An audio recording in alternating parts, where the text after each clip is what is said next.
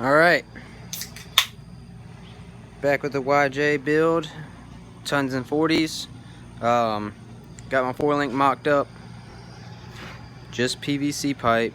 My tubing is in the process of being ordered, or it's ordered, but it's being shipped, or whatever the fuck they're doing with it. It's on the way. I got my truss built, just a custom 2x3 inch rectangle tube. Got my brackets just tacked up, truss is just tacked up. I got my 4-link brackets 90% of the way welded up. I threw in this extension plate, kind of just to expand the footprint, expand surface area where I'm going to weld it to the frame, and so it wouldn't just be 1/4 inch to 1/8 inch, kind of just step it down 1/4 inch to 3/16 to 1/8 inch for the frame. Both sides welds aren't the prettiest, but I think they'll do. Plumb bobs are where I plan on moving the axle to, 3 to 4 inches forward. I've got all these little queer ass nut certs pulled out of the bottom of the frame where the original skid plate was bolted in. One of them was already pulled out, so I figured I'd pull the rest of them out. Really wasn't that bad, just kind of hit the little spot welds with the angle grinder, and I was able to use this drop bar for the lift from the lift kit that came on as a 4-inch rough country lift. I was able to tighten the bolts up in here and just kind of pry these out. Got to get a step bit from my old man and drill the holes out to fit these captured nuts on this strip. Just got to drill them out, I don't know, maybe 1/4 inch more, so just so those will fit up in the holes, and then I can weld this strip to the bottom of the frame. But I got that made for both sides already, just grade 8 nuts and bolts, half 13. Trying to keep everything standard because fuck metric, we're in America. Anyway, got my rollers on, moving the axle forward 3 to 4 inches. These brackets, I'm planning on knocking these spot welds off and moving them up to butt up against this back edge of my strip right here, but that is going to cause a gap right here. There's a little bend in the frame. It's going to cause a gap between this 3/16 plate and the frame, but what I'm going to do is cut another piece of flat bar to cover that gap, as well as strengthen this a little bit on both sides, since there's going to be a little gap in there. So give me a little flat bar on the top of this. I got this piece on the inside as well as the bottom that kind of just, I don't know, just extends the footprint out a little bit more weld surface area. I was going to drill a couple holes in it just for some spot, or some little rosette welds or spot welds, whatever, but if there's a gap in there, I'm not going to do that. Anyway, rear end's mocked up, 14 bolt, got my truss tacked and my upper brackets tacked, so I am moving on to the front axle since I'm waiting on tubing to build my links. I've already got my square bungs for my 2x2 by 1/4 inch tubing, but I also got some more parts in. My SpinTech fixed spindle conversion for the 99 to 04. This is a 2002 high pinion 60, Dana 60. I went with the SpinTech fixed spindle conversion just because I like serviceable shit. Stuff is bound to fuck up when you're off-roading this kind of shit, so I wanted something that's serviceable, something I'm not gonna, figured I'd spend a little bit extra coin. The modified unit bearings that they sell for this, there's a couple different brands that sell these. They're they're $350 to $450 a pop.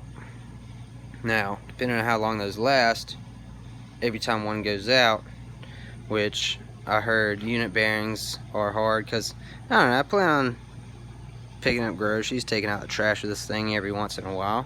I heard unit bearings don't like high speed if they're, I don't know, off-road a lot, whatever. I've been reading a lot of forums, a lot of bullshit too, so I'm trying to pick through it and make the best choices possible for my build. Your mileage may vary.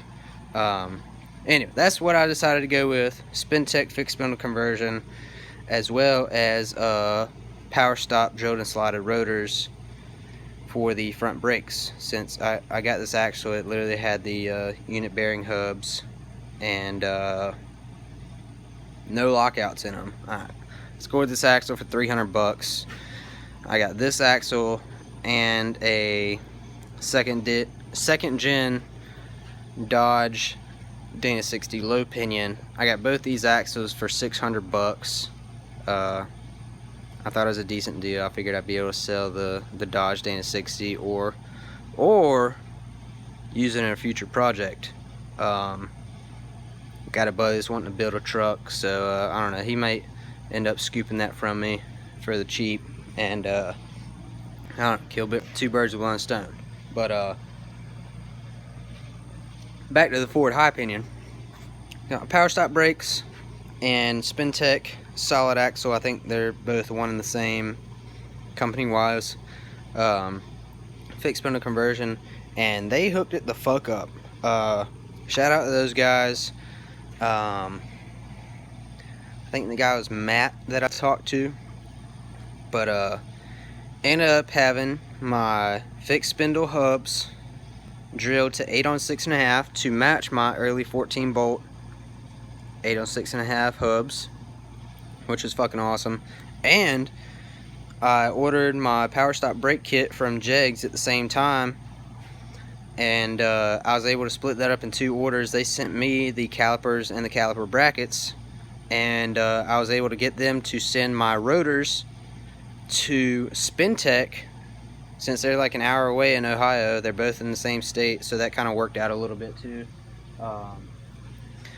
Was able to get my rotors sent to Spintech as well, and they drilled those to 8 on 6.5 to match my fixed spindle hubs, which is gonna make these go together like peas and fucking carrots, which is awesome. Kit came with 35 spline outers. I had to sneak my axle shafts into work the other day, pressing my new my new U joints, which worked out great. They're freaking stout, but yeah. But up next, I'm still undecided on high steer. Artec's got a kit, which I don't really care for. Artec's kit. I would rather have the Barnes kit. I just like the design better, and it just, I don't know, it looks like it's gonna function better. But my hang up is Barnes only makes the high steer for 05 and up Super Duties. This is a 99 to 04, specifically a 2002, and they don't make a weld on high steer for this year range Super Duty, which is kind of a fucking bummer. I know I'm not the only one running a 99 to 04 year range Super Duty axle. I mean, these seem like they're pretty freaking common, but anyway, on the plus side, my ball joints seem like they're good. They're all tight and snug, don't have any slop in them, so I think I'm gonna let those ride on both sides for a little while, at least till they give out. But the next step in this clusterfuck of a situation is trimming this differential housing to allow me to fit my lower link bracket onto the axle tube. Got to trim it out. This blue line's kind of the amount I need to trim out. This black Sharpie line that's 2 inches in. which should be what I need to be able to fit my bracket in here. I know with my turn radius of these knuckles, I'm 90% sure I'm gonna have to mount my link brackets on the frame straight or parallel with the frame, not having an offset, and I'm going to have to modify my lower link arms. I'm gonna have to cut a wedge out of them and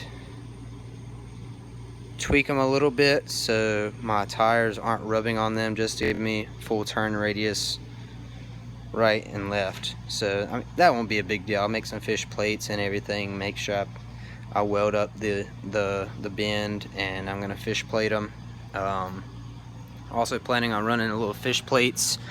I'm gonna grind down these welds on my truss, run a little fish plate front and back on both sides. We're gonna see what I can do with the passenger side upper, or passenger side cab side.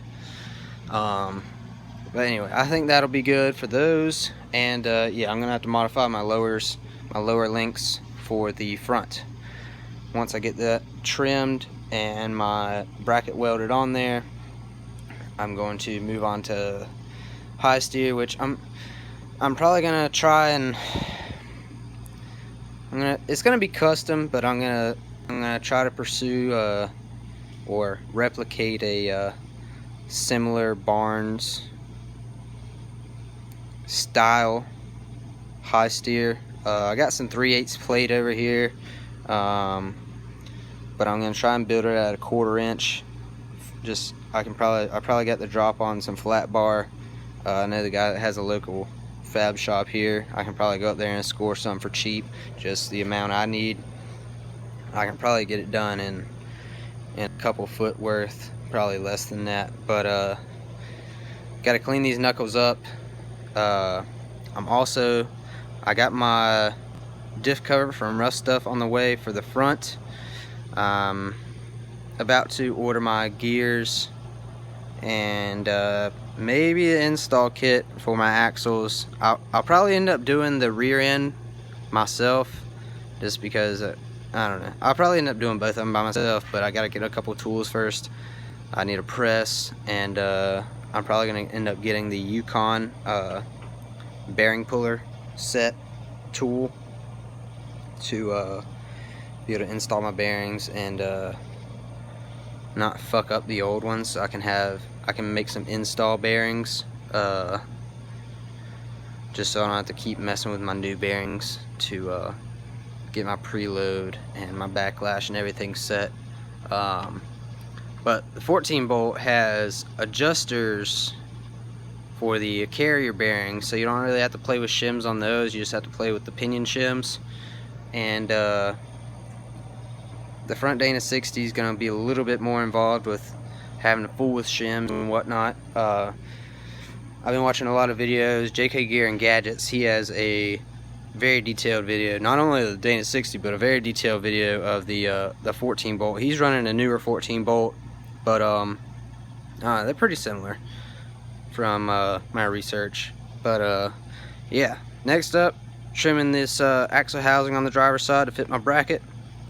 Gonna get started on my high steer. I got my brakes and my fixed spindle kit ready to go, and also got my disc brake conversion for the 14 bolt rear end from Rough Stuff. I decided to go with them. They offered the Eldorado calipers with the e-brake, the mechanical e-brake, so I figured that might be good to have, since I plan on rocking this thing on the road a little bit every once in a while, you know, just for shits and giggles. But yeah, that's kind of where we're at. Just a little progress update.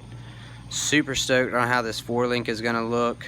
Like I said, planning on moving it up 2 to 3 inches to butt up to my skid plate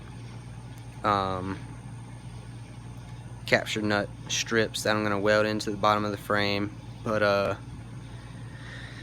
yeah, I'm moving it up 2 to 3 inches for when I have my 40s on here. I want like 2 to 3 inches inward of this back edge. I mean, it's still gonna have a pretty decent departure angle, but I don't want them hanging crazy far out the back or even past the rear, mind you. But got on my brackets, they're just tacked in, whatever, in case I need to tweak my pinion angle. I got my pinion sitting at 10 degrees right now, just how my links will be mocked up. But depending on how long I do my uppers and lowers, I think the uppers might be a bit longer than the lowers, just to give me proper pinion angle. Still up for discussion. Like I said, I'm doing this mainly to document my build, but hey, if any of you find this helpful in any way or informative, good for you. I guess good for me too. You're welcome. If not, if you're just watching this for your enjoyment, good for you too. But I don't know, got a few friends that are interested in what I'm doing, and I figured they can't be here watching me build it, so this is for y'all too. So hope y'all enjoy. Like, subscribe if you have a YouTube channel. Most of you probably have a life, so you probably don't have a YouTube channel. So yeah, this is where I'm at. Rocking slow because I fucking work all the time. But hopefully about to pick back up on it. We're gaining a little bit of momentum. Got the 4-link mocked up, about to start on the 3-link. Oh, my upper 3-link third member, my bracket I got from Rough Stuff came with a 5/8 bolt, fine thread bolt, and I was unaware of that when I ordered my Johnny joints that I'm running on all my links. So I'm going to contact Summit in the next couple days and see if I can maybe return that and exchange it for a 5/8 bore Johnny joint.